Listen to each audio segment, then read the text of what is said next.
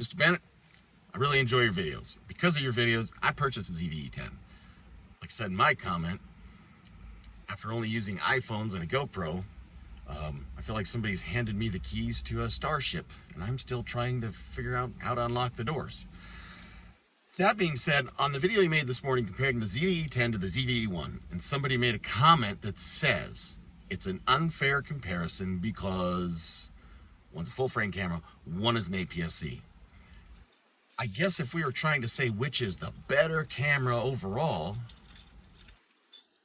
in this case probably just for video, then it's an unfair comparison if you're trying to say one is better than the other.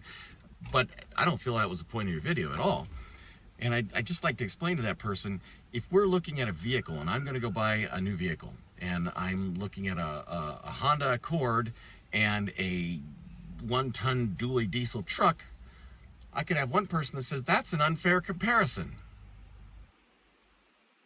Well, maybe if we're talking about towing capacity, but if we're talking about fuel mileage, perhaps it's unfair in the other direction, in the Honda's favor. But I think the real purpose of your video, sorry, speaking of diesel trucks, there's one there to throw in its sound on our video here.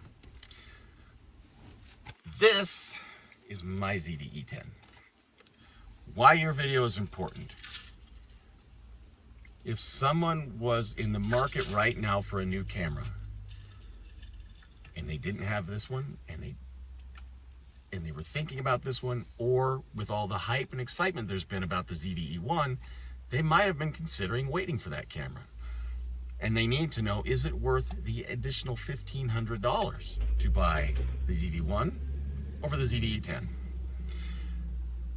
But the place I think where it's really important is going back again to all the hype and excitement.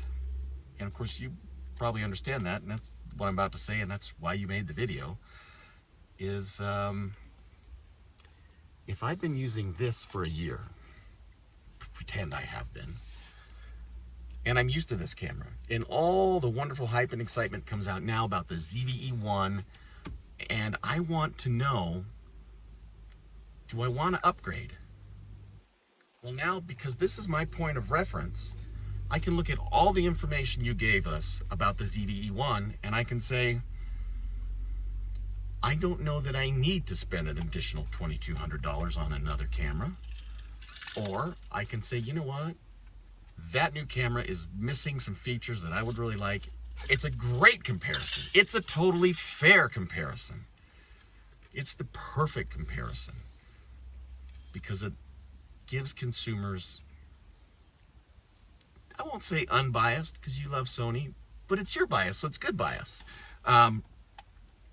Basically, though, an unbiased, just factual opinion of the difference of upgrading from this camera to that camera.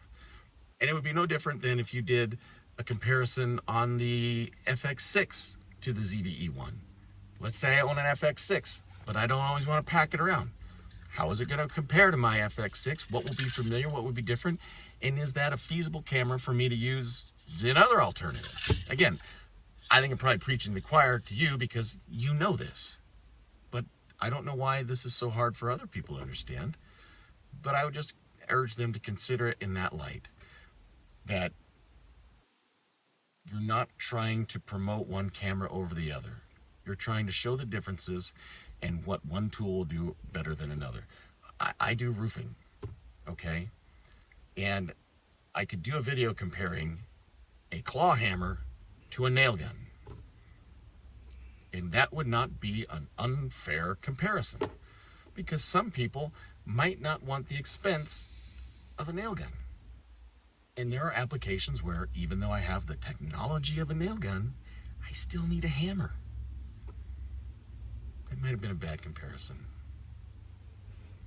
That's probably why my wife says things to me like, our love life is a lot like riding the city bus.